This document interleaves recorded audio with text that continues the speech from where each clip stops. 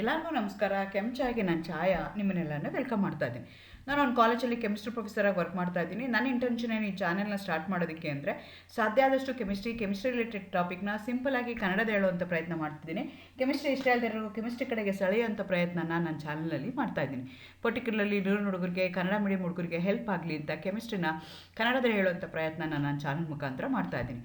ನೀವೇನಾದರೂ ಈಗ first MSc Bengaluru city ಯೂನಿವರ್ಸಿಟಿನಲ್ಲಿ ಓದ್ತಾ ಇದ್ದೀರಾ ಅಂತಂದರೆ ಅದರಲ್ಲಿ ಒಂದು ಚಾಪ್ಟರ್ ಬರುತ್ತೆ ಕ್ವಾಂಟಿಟೇಟಿವ್ ಅನಾಲಿಸಿಸ್ ಅಂತ. ಅದರದ್ದು 7ನೇ ವಿಡಿಯೋ ನಾನು ಇವತ್ತು ಅಪ್ಲೋಡ್ ಮಾಡ್ತಾ ಇರುವಂಥದ್ದು. ಅದರಲ್ಲಿ ಎಷ್ಟೊಂದು ಥರ ಕ್ವಾಂಟಿಟೇಟಿವ್ ಅನಾಲಿಸಿಸ್ ಬರುತ್ತೆ. ಅದರಲ್ಲಿ ಟೈಟ್ರೋಮೆಟ್ರಿಕ್ ಅನಾಲಿಸಿಸ್, ಆ್ಯಸಿಡ್ ಬೇಸ್ ಟೈಟ್ರೇಷನ್ನು, ಅದರಲ್ಲಿ ನಿಮಗೆ ನ್ಯೂಟ್ರಲೈಸೇಷನ್ ಕರ್ವ್ ಅಂತ ಬರುತ್ತೆ ಅಥವಾ ಟೈಟ್ರೇಷನ್ ಕರ್ವ್ ಅಂತ ಹೇಳ್ತಾರೆ. It's a curve of pH versus volume of base added. ಅವಾಗ ಏನೋ ಒಂದು ಗ್ರಾಫ್ ಬರುತ್ತೆ, ಒಂದು ಕರ್ವ್ ಬರುತ್ತೆ. ಆ curve going to represent the neutralisation process mechanism ಹೇಗಾಗುತ್ತೆ ಅಂತ. ಆ್ಯಸಿಡು ಮತ್ತು ಬೇಸು ರಿಯಾಕ್ಟ್ ಆದಾಗ ಸಾಲ್ಟು ಮತ್ತು ವಾಟರ್ ಕೊಡುತ್ತೆ. ಆ ರಿಯಾಕ್ಷನ್ಗೆ ನಾವೇನಂತ ಕರಿತೀವಿ, ನ್ಯೂಟ್ರಲೈಸೇಷನ್ ರಿಯಾಕ್ಷನ್ ಅಂತ ಕರಿತೀವಿ. ಆ ನ್ಯೂಟ್ರಲೈಸೇಷನ್ ಕರ್ವ್ ಬರುತ್ತಲ್ಲ, ಆ ಕರ್ವ್ಗೆ ಅವ್ರು ಏನಂತ ಕರಿತೀವಿ, ಟೈಟ್ರೇಷನ್ ಕರ್ವ್ ಅಂತ ಕರಿತೀವಿ, ಇಲ್ಲಾಂದರೆ ನ್ಯೂಟ್ರಲೈಸೇಷನ್ ಕರ್ವ್ ಅಂತ ಹೇಳ್ತಾರೆ. ಆ ಬೇಸಿಸ್ ಮೇಲೆ ಚಾಯ್ಸ್ ಆಫ್ ದಿ ಇಂಡಿಕೇಟರ್ ಯಾವುದು ಯೂಸ್ ಮಾಡಬೇಕು. ನಿಮಗೆ ಈಗ ಟೈಟ್ರೇಷನ್ ಅಂತಂದರೆ 2 ಸೊಲ್ಯೂಷನ್ ಇರಬೇಕು. ಒಂದಕ್ಕೆ ಟೈಟ್ರೆಂಟ್ ಅಂತ ಕರಿತೀವಿ, ಇನ್ನೊಂದಕ್ಕೆ ಅನಲೈಟ್ ಅಂತ ಕರಿತೀವಿ. ಅಥವಾ ಒಂದಕ್ಕೆ ಸ್ಟ್ಯಾಂಡರ್ಡ್ ಸೊಲ್ಯೂಷನ್ ಅಂತಾರೆ, ಇನ್ನೊಂದಕ್ಕೆ ಅನ್ನೋನ್ ಸೊಲ್ಯೂಷನ್ ಅಂತ ಹೇಳ್ತಾರೆ. ಮೇನ್ ಪರ್ಪಸ್ ಆಫ್ ಅಥವಾ ಮೇನ್ ಏಮ್ ಆಫ್ ಟೈಟ್ರೇಷನ್ ಏನು ನಾವು ಮಾಡಬೇಕು ಅಂತಂದರೆ, ಯಾವಾಗೂ ನಮಗೆ ಅನ್ನೋನ್ ಸಬ್ಸ್ಟೆನ್ಸ್ ಯಾವುದಿದೆಯಲ್ಲ ಅದರದ್ದು ಕಾನ್ಸಂಟ್ರೇಷನ್ ಫೈಂಡ್ ಔಟ್ ಮಾಡೋದು ನಮಗೆ main motto of the titration. So ಆ ಟೈಟ್ರೇಷನ್ ಮಾಡೋದಕ್ಕೆ 2 ಸೊಲ್ಯೂಷನ್ ಬೇಕಾಗುತ್ತೆ. ಒಂದಕ್ಕೆ ನಾವೇನಂತ ಕರಿತೀವಿ, ಸ್ಟ್ಯಾಂಡರ್ಡ್ ಸೊಲ್ಯೂಷನ್ ಅಂತ ಕರಿತೀವಿ. ಅದರದ್ದು ಕಾನ್ಸಂಟ್ರೇಷನು ನಾರ್ಮಾಲಿಟಿ ನಮಗೆ ಗೊತ್ತಿರುತ್ತೆ, ಹಾಗಾಗಿ ಅದನ್ನು ನಾವೇನಂತ ಕರಿತೀವಿ, ಸ್ಟ್ಯಾಂಡರ್ಡ್ ಸೊಲ್ಯೂಷನ್ ಅಂತ ಕರಿತೀವಿ. ಅಥವಾ ಅದನ್ನು ಏನಂತ ಕರೀತಾರೆ, ಟೈಟ್ರೆಂಟ್ ಅಂತ ಕರೀತಾರೆ.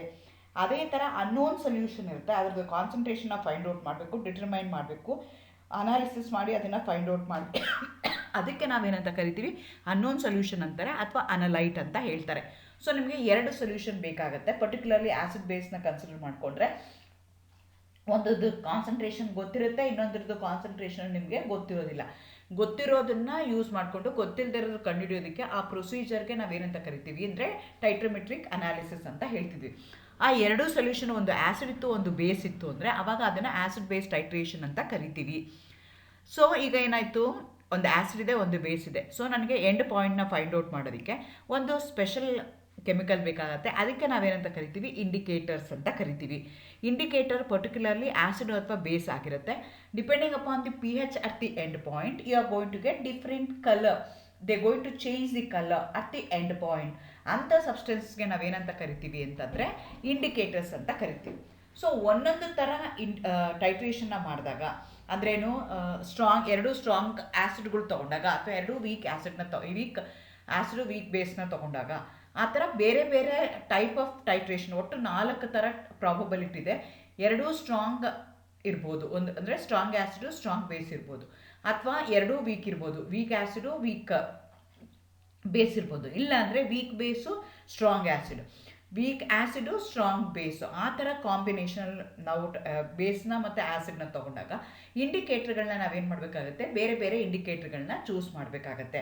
ಸೊ ಇವತ್ತಿನ ಎಪಿಸೋಡಲ್ಲಿ ನಾವು choice of indicator for the titration of weak base with a strong acid ಅದನ್ನು ಇನ್ ಡೀಟೇಲ್ ಆಗಿ ನಾವು ತಿಳ್ಕೊಳ್ತಾ ಹೋಗೋಣ. ಚಾಯ್ಸ್ ಆಫ್ ಎನ್ ಇಂಡಿಕೇಟರ್ ಅಂದ್ರೆ ಏನು, ಯಾವ ಬೇಸಿಸ್ ಮೇಲೆ ನಾವು ಥಿಯರಿ ಆಫ್ ಇಂಡಿಕೇಟರ್ಸ್ ಅಂತ ಹೇಳ್ತೀವಿ, ಆ ಬೇಸಿಸ್ ಮೇಲೆ ಅದನ್ನು ಯಾಕೆ ಕಲರ್ ಚೇಂಜ್ ಮಾಡುತ್ತೆ. ಆ್ಯಸಿಡ್ ಮೀಡಿಯಮಲ್ಲಿ ಒಂದು ಕಲರ್ ಕೊಡುತ್ತೆ, ಬೇಸಿಕ್ ಮೀಡಿಯಮಲ್ಲಿ ಒಂದು ಕಲರ್ ಕೊಡುತ್ತೆ, ಯಾಕೆ ಕೊಡುತ್ತೆ, ಅದನ್ನೆಲ್ಲ ಆಲ್ರೆಡಿ ನಾನು ಬೇರೆ ವೀಡಿಯೋಗಳಿಗೆ ಅಪ್ಲೋಡ್ ಮಾಡಿದ್ದೀನಿ. ನೀವು ನನ್ನ ಚಾನಲ್ಗೆ ಹೋಗಿ ಸಬ್ಸ್ಕ್ರೈಬ್ ಮಾಡಿಕೊಂಡು ಪ್ಲೇ ಲಿಸ್ಟ್ಗೆ ಹೋಗಿ NEP ಫಸ್ಟ್ MSc BCU ಅಂತ ಕೊಟ್ಟರೆ ಇದುವರೆಗೂ ನಾನು ಅಪ್ಲೋಡ್ ಮಾಡಿರೋ ಎಲ್ಲ ವೀಡಿಯೋಗಳು ನಿಮ್ಗೆ ಒಂದೇ ಕಡೆಗೆ ಸಿಗ್ತಾ ಹೋಗುತ್ತೆ. ಜೊತೆಗೆ ನಾನು ನಂಬರ್ಗಳನ್ನ ಹಾಕ್ಕೊಂಡಿರ್ತೀನಿ.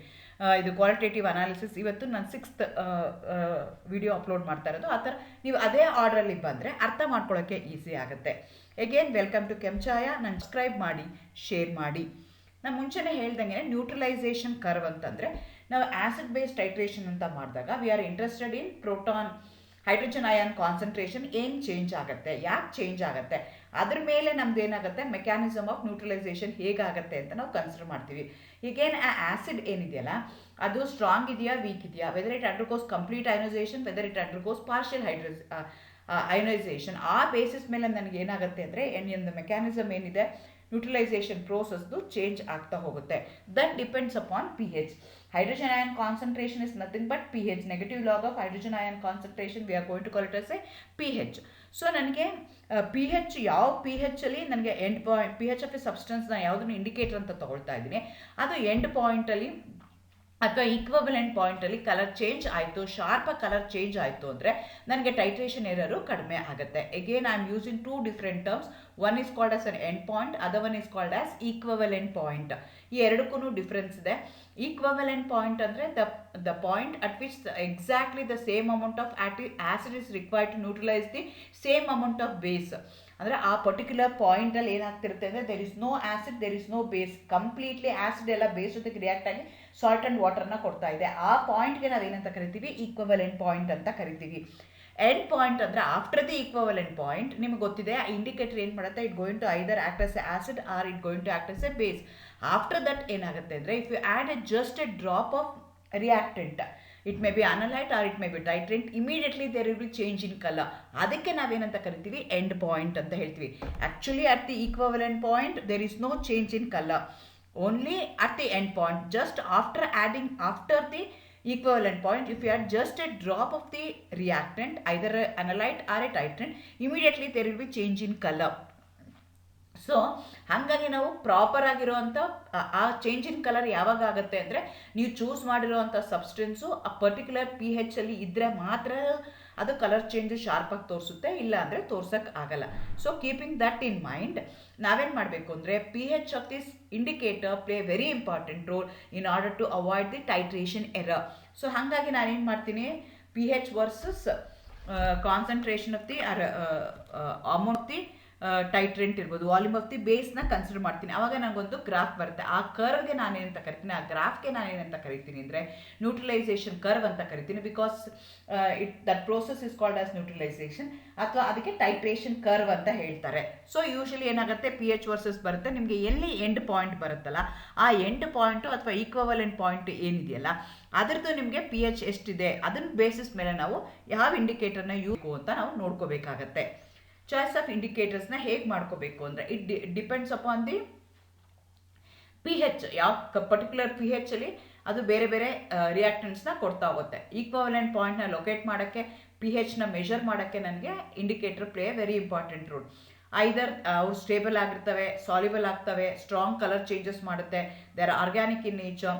ಹಾಗಾಗಿ ನಾವೇನು ಮಾಡ್ತೀವಿ ಅಂದರೆ ಕ್ವಿನಾನಾಯ್ಡ್ ಥಿಯರಿ ಪ್ರಕಾರ, ಆಸ್ವರ್ಡ್ ಥಿಯರಿ ಪ್ರಕಾರ why there is going to change the colour in acid and why they going to change the colour in base ಅಂತ ನಾವು ಐಡೆಂಟಿಫೈ ಮಾಡ್ಕೊಳ್ತೀವಿ. Again it depends upon the ionisation constant. ಮುಂಚೆನೇ ಹೇಳ್ದಂಗೆ ನಿಮ್ಮದು acid ಏನಿದೆ, base ಏನಿದೆ, to what extent they going to ionise, that going to play very important role. So ಹಾಗಾಗಿ ಏನಾಗುತ್ತೆ ಅಂದರೆ ಅಯನೈಸೇಷನ್ ಕಾನ್ಸ್ಟೆಂಟು ಬೇರೆ ಆಗುತ್ತೆ, ಅಯನೈಸೇಷನ್ ಕಾನ್ಸ್ಟೆಂಟ್ ಬೇರೆ ಆದಾಗ ಬೇರೆ ಕಲರ್ನ ಕೊಡುತ್ತೆ at different P H. So ಹಾಗಾಗಿ ಇಂಡಿಕೇಟರ್ನ ನಾನು ಚೂಸ್ ಮಾಡ್ಕೋಬೇಕಾದ್ರೆ P H important role. So ಈಗ ನಾವು ಏನು ಮಾಡ್ತಾ ಇದ್ದೀವಿ, ವೀಕ್ ಬೇಸ್, ಸ್ಟ್ರಾಂಗ್ ಆ್ಯಸಿಡ್ದು ಏನಾಗುತ್ತೆ ಅಂತ ನೋಡ್ಕೊಳ್ತಾ ಇದ್ದೀವಿ. ಫಾರ್ ಎಕ್ಸಾಂಪಲ್ HCl ಮತ್ತು ನಾವು NaOHನ ತೊಗೊಳ್ಳೋಣ, ಅಥವಾ ಅಮೋನಿಯಾ ಅಂತ ತೊಗೊಳ್ಳೋಣ. ಅದರಲ್ಲಿ ಏನಾಗ್ತಿದೆ, HCl ಏನಾಗ್ತಿದೆ, ಸ್ಟ್ರಾಂಗ್ ಆ್ಯಸಿಡ್ ಆಗ್ತಿದೆ. ಈ ಅಮೋನಿಯಾ ಏನಿದೆಯಲ್ಲ, ಅಮೋನಿಯಂ ಹೈಡ್ರಾಕ್ಸೈಡ್ ಏನಿದೆಯಲ್ಲ, ಅದು ವೀಕ್ ಬೇಸ್ ಥರ ಇದೆ. ಎರಡೂ ಕಂಬೈನ್ ಆದಾಗ ನಿಮ್ಗೆ ಏನಾಗುತ್ತೆ, ಅಮೋನಿಯಂ ಕ್ಲೋರೈಡು ಪ್ಲಸ್ ವಾಟರ್ ಬರುತ್ತೆ. ಈಕ್ವಲೆಂಟ್ ಪಾಯಿಂಟ್ ಅಂದ್ರೇನು, ಕಂಪ್ಲೀಟ್ಲಿ ನಿಮ್ದು ಆ್ಯಸಿಡ್ ಎಲ್ಲ ಬೇಸ್ ಜೊತೆಗೆ ರಿಯಾಕ್ಟ್ ಆಗಿ ಸಾಲ್ಟ್ ಆ್ಯಂಡ್ ವಾಟರ್ ಬರುತ್ತೆ, ನ್ಯೂಟ್ರಲೈಸ್ ಆಗಿರುತ್ತೆ. ಅದಕ್ಕೆ ನಾವೇನಂತ ಕರಿತೀವಿ, ಈಕ್ವಲೆಂಟ್ ಪಾಯಿಂಟ್ ಅಂತ ಕನ್ಸಿಡರ್ ಮಾಡ್ತೀವಿ. ಇಲ್ಲಿ ಅಮೋನಿಯಂ ಕ್ಲೋರೈಡ್ ಏನು ಫಾರ್ಮೇಷನ್ ಆಗುತ್ತಲ್ಲ, that will be a weak acid. NH4+ ಏನಿದೆಯಲ್ಲ, ವೀಕ್ ಆ್ಯಸಿಡ್ ಇದೆ. ಹಾಗಾಗಿ ಪಿ ಹೆಚ್ ಏನಾಗುತ್ತೆ, ಲೆಸ್ ದ್ಯಾನ್ 7 ಆಗುತ್ತೆ at the equivalent point. Thereby, if I want to choose a indicator for this particular titration, I am going to choose the indicator which going to have the pH less than 7 ಇರುವಂಥದ್ದು. Generally methyl ರೆಡ್ನ use ಮಾಡ್ತಾರೆ, 4.4 to 6. Again ಅಲ್ಲಿ sharp colour change ಆಗಬೇಕು, within A drop colour change ಆಗಬೇಕು. ಹಾಗಾಗಿ ಬೇರೆ ಬೇರೆ ಇದ್ರೂ, less than 7 ಇದ್ರೂ 4.4 to 6 ಇದ್ದಾಗ methyl red can be used as an indicator. ಹೇಗಾಗುತ್ತೆ ನ್ಯೂಟ್ರಲೈಸೇಷನ್ ಕರ್ವ್ ಏನಾಗುತ್ತೆ, ಟೈಟ್ರೇಷನ್ ಕರ್ವ್ ಏನಾಗುತ್ತೆ, when you are going to consider a weak base and a strong ಆ್ಯಸಿಡ್ನ ತೊಗೊಳ್ತಾ ಇದ್ದೀವಿ ಅಂತ ಇಟ್ಕೊಳ್ಳೋಣ. ನಾವು ಈಗ HCl ಮತ್ತು ಅಮೋನಿಯಾ ಅಥವಾ ಅಮೋನಿಯಂ ಹೈಡ್ರಾಕ್ಸೈಡ್ ಜೊತೆಗೆ ಟ್ರೀಟ್ ಮಾಡ್ತಾ ಇದ್ದೀವಿ.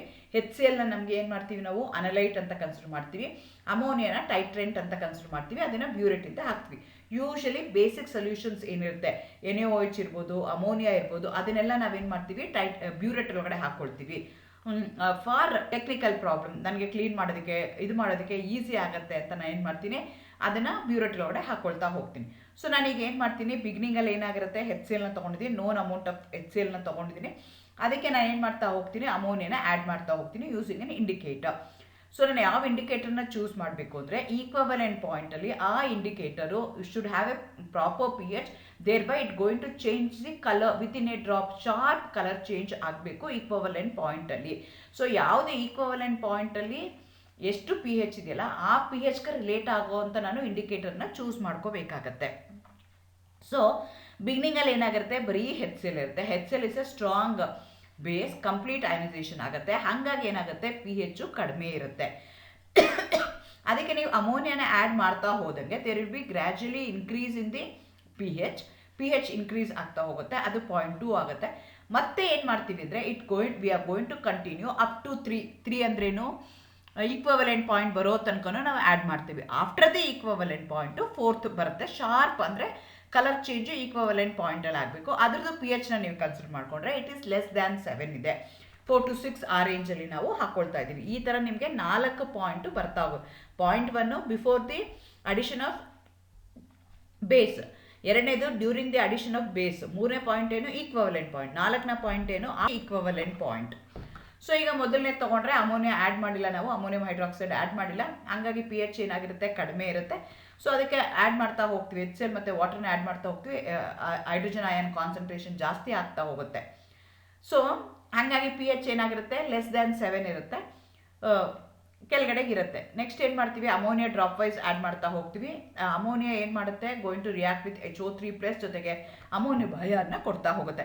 ಆವಾಗ gradually there will be in the pH ಆಗ್ತಾ ಹೋಗುತ್ತೆ. That's what happens in 0.2. Neutralisation ಆಗ್ತಾ ಇದೆ, ಟೈಮ್ ನಿಧಾನಕ್ಕೆ ನೀವೇನು ಮಾಡ್ತಾ ಇದ್ದೀರಾ, dropwise you are adding ammonia to the HCl, ಅವೆರಡೂ ರಿಯಾಕ್ಟ್ ಆಗ್ತಿದೆ. There will be formation of NH4+. Still the process is going on. ಹಾಗಾಗಿ ಏನಾಗುತ್ತೆ, gradually there will be increase in the pH ಆಗುತ್ತೆ. Third ಪಾಯಿಂಟಿಗೆ ಬಂದರೆ ಆ third ಪಾಯಿಂಟ್ಗೆ ನಾವೇನಂತ ಕರಿತೀವಿ, ಈಕ್ವಲೆಂಟ್ ಪಾಯಿಂಟ್ ಅಂತ ಕರಿತೀವಿ. What is the exact amount of acid required to neutralise the exact amount of the base.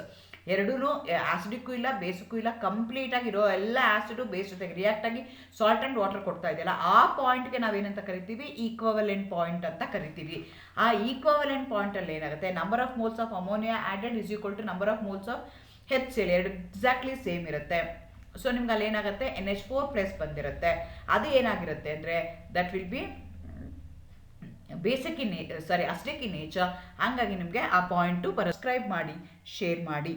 ನಾನು ಮುಂಚೆನೇ ಹೇಳ್ದಂಗೆ ನ್ಯೂಟ್ರಲೈಸೇಷನ್ ಕರ್ವ್ ಅಂತಂದರೆ ನಾವು ಆ್ಯಸಿಡ್ ಬೇಸ್ ಟೈಟ್ರೇಷನ್ ಅಂತ ಮಾಡಿದಾಗ we are interested in proton hydrogen ion concentration ಏನು ಚೇಂಜ್ ಆಗುತ್ತೆ, ಯಾಕೆ ಚೇಂಜ್ ಆಗುತ್ತೆ, ಅದ್ರ ಮೇಲೆ ನಮ್ದು ಏನಾಗುತ್ತೆ, ಮೆಕ್ಯಾನಿಸಮ್ ಆಫ್ ನ್ಯೂಟ್ರಲೈಸೇಷನ್ ಹೇಗಾಗುತ್ತೆ ಅಂತ ನಾವು ಕನ್ಸಿಡರ್ ಮಾಡ್ತೀವಿ. ಈಗೇನು ಆ ಆ್ಯಸಿಡ್ ಏನಿದೆಯಲ್ಲ ಅದು ಸ್ಟ್ರಾಂಗ್ ಇದೆಯಾ, ವೀಕ್ ಇದೆಯಾ, whether it undergoes complete ionisation, whether it undergoes partial ionisation, ಆ ಬೇಸಿಸ್ ಮೇಲೆ ನನಗೆ ಏನಾಗುತ್ತೆ ಅಂದರೆ ಒಂದು ಮೆಕ್ಯಾನಿಸಮ್ ಏನಿದೆ ನ್ಯೂಟ್ರಲೈಸೇಷನ್ ಪ್ರೋಸೆಸ್ದು ಚೇಂಜ್ ಇರುತ್ತೆ. 0.4 ಬಂದರೆ ಏನಾಗುತ್ತೆ ಅಂದರೆ at 0.4 the ammonia addition continue ಮಾಡ್ತಾ ಇದ್ದೀರಾ. ಅವಾಗ ಏನಾಯಿತು, ನಿಮಗೆ ಅಮೋನಿಯಂ ಕಾನ್ಸಂಟ್ರೇಷನ್ ಏನಾಗ್ತಾ ಇದೆ, ಜಾಸ್ತಿ ಆಗ್ತಾ ಇದೆ. ಅಮೋನಿಯಾ ಆ್ಯಡ್ ಮಾಡ್ತಾನೆ ಇದ್ದೀರಾ, ವೀಕ್ ಬೇಸ್ ಇದೆ, ಹಾಗಾಗಿ ಎಬೋವ್ ದಿ 7 ಆಗುತ್ತೆ. ಹಾಗಾಗಿ ನಿಮ್ಮದು pH ಇನ್ಕ್ರೀಸ್ ಆಗುತ್ತೆ. In comparison with strong acid weak base ಇರ್ಬೋದು, ಅಥವಾ ಸ್ಟ್ರಾಂಗ್ ಆ್ಯಸಿಡ್ ಸ್ಟ್ರಾಂಗ್ ಬೇಸ್ಗೆ ಕಂಪೇರ್ ಮಾಡಿದ್ರೆ ನೋಡಿ, ಸ್ಟ್ರಾಂಗ್ ಆ್ಯಸಿಡು ಸ್ಟ್ರಾಂಗ್ ಬೇಸ್ ಏನಿದೆಯಲ್ಲ ಅದು ನಿಮ್ಗೆ ಏನಾಗ್ತಿದೆ ಅಂತಂದರೆ ಪರ್ಪಲ್ ಕಲರ್ಲಿದೆ, ಗ್ರೀನ್ ಕಲರ್ ಇರೋದು ಸ್ಟ್ರಾಂಗ್ ಆ್ಯಸಿಡು ವೀಕ್ ಬೇಸ್ ಇದೆ. ಸೊ ಅವಾಗ ಏನಾಯಿತು, ನಿಮಗೆ ಸ್ಟ್ರಾಂಗ್ ಆ್ಯಸಿಡು ಸ್ಟ್ರಾಂಗ್ ಬೇಸ್ ತೊಗೊಂಡ್ರೆ pH ಇನ್ನೂ ಜಾಸ್ತಿ ಹೋಗುತ್ತೆ, ಬಟ್ ಇದು ಅದಕ್ಕಿಂತ ಹೋಗಲ್ಲ, ಅದಕ್ಕಿಂತ ಕಡಿಮೆ ಬರುತ್ತೆ. ಸೊ ಆಲ್ಮೋಸ್ಟ್ ನಿಮ್ಮದು equivalent point end point between the strong acid and weak base and strong acid and weak base almost same ಆಗುತ್ತೆ ನಿಮಗೆ. ಹಾಗಾಗಿ ನಿಮಗೆ ಇದು ಪ್ರಕಾರ ಬರುತ್ತೆ. ಅಥವಾ ನಾವು ಇದರ ಥಿಯರಿಟಿಕಲಿ ನಾನು ಕ್ಯಾಲ್ಕುಲೇಟ್ ಮಾಡ್ತೀನಿ ಅಂತಂದರೆ HCl ಪ್ಲಸ್ ಅಮೋನಿಯಾ ಇದೆ, it going to form ammonium chloride and water. ನಾನು KBನೇ ಕ್ಯಾಲ್ಕುಲೇಟ್ ಮಾಡಬೇಕು, ಬಿಕಾಸ್ ಇಲ್ಲಿ ಅಮೋನಿಯಂ ಕಾನ್ಸಂಟ್ರೇಷನ್ ಇದೆ. ಸೊ ಹಂಗೆ KB is equal to NH4+ OH- divided by ಇದಾಯಿತು. ನನಗೆ OH- ಬೇಕು, ಅದನ್ನು ಕ್ಯಾಲ್ಕುಲೇಟ್ ಮಾಡ್ತೀನಿ. ಆವಾಗ POH ಬರುತ್ತೆ ನನಗೆ. POH is equal to PKB plus log salt by base. But ನನಗೆ pH ಬೇಕು. pH of an indicator I have to find. pH at the equivalent point I have to find out. So ಅದಕ್ಕೆ ಏನು ಮಾಡ್ತೀನಿ, P H is equal to P K W, ನಿಮ್ಗೆ ಗೊತ್ತಿದೆ P K W is equal to P H plus P O H ಬರುತ್ತೆ. ಹಾಗಾಗಿ ನಾವೇನು ಮಾಡ್ತಾ ಇದ್ದೀನಿ, P H is equal to P K W minus P K B log salt by base. ಇದನ್ನು use ಮಾಡಿಕೊಂಡು theoretically I can find out ನನಗೆ end point ಯಾವಾಗ ಬರಬೇಕು, ಆ ಎಂಡ್ ಪಾಯಿಂಟು ನನಗೆ, ಅಥವಾ ನಾನು ಬೇರೆ ಯಾವುದೋ ಇಂಡಿಕೇಟರ್ ಯೂಸ್ ಮಾಡಿದ್ರೆ what will be the concentration ಅನ್ನೋದು ನಾನು ಐಡೆಂಟಿಫೈ ಮಾಡಿಕೊಂಡು accordingly I can prepare the indicator, I can choose the indicator. Generally neutralisation of a weak base ಅಂದರೆ ಸ್ಟ್ರಾಂಗ್ ಆ್ಯಸಿಡ್ನ ತಗೊಂಡ್ರೆ ಮೀಥೈಲ್ ರೆಡ್ನ ಯೂಸ್ ಮಾಡ್ತೀವಿ ಅಥವಾ ಮೀಥೈಲ್ ಆರೆಂಜ್ನ ಯೂಸ್ ಮಾಡ್ತೀವಿ. ಅದು ಏನಾಗುತ್ತೆ ಅಂದರೆ ನ್ಯಾರೋ ಪಿ ಎಚ್ ರೇಂಜ್ ಏನೋ ಬರುತ್ತೆ, ನ್ಯಾರೋ ಕೊಡುತ್ತೆ, ಶಾರ್ಪ್ ಎಂಡ್ ಪಾಯಿಂಟ್ ಕೊಡಲ್ಲ. ಶಾರ್ಪ್ ಎಂಡ್ ಪಾಯಿಂಟ್ ಬೇಕು ಅಂತಂದರೆ you are going to use the mixed indicator. ನಾನು ಆಲ್ರೆಡಿ ಹೇಳಿದ್ದೀನಿ ಮಿಕ್ಸ್ಡ್ ಇಂಡಿಕೇಟರ್ ಅಂದ್ರೆ ಏನು, ಅದನ್ನು ಯಾಕೆ ಯೂಸ್ ಮಾಡ್ತಾರೆ ಅಂತ ಆಲ್ರೆಡಿ ಒಂದು ವಿಡಿಯೋ ಅಪ್ಲೋಡ್ ಮಾಡಿದ್ದೀನಿ. ಸೊ ನೀವು ಅದನ್ನು ನೋಡಿದ್ರೆ ಅರ್ಥ ಮಾಡಿಕೊಂಡ್ರೆ ಈಸಿ ಆಗುತ್ತೆ. Usually weak base strong ಆ್ಯಸಿಡ್ಗೆ sharp end point ಬೇಕು ಅಂದರೆ ನಾವು ಮಿಕ್ಸ್ಡ್ ಇಂಡಿಕೇಟರ್ನ ಯೂಸ್ ಮಾಡ್ತೀವಿ. ಈ ರೀತಿಯಾಗಿ depending upon the type of N acid, depending upon the type of the base, depending upon the equivalent point, depending upon the pH at the equivalent point, we are going to choose different indicators. Thank you.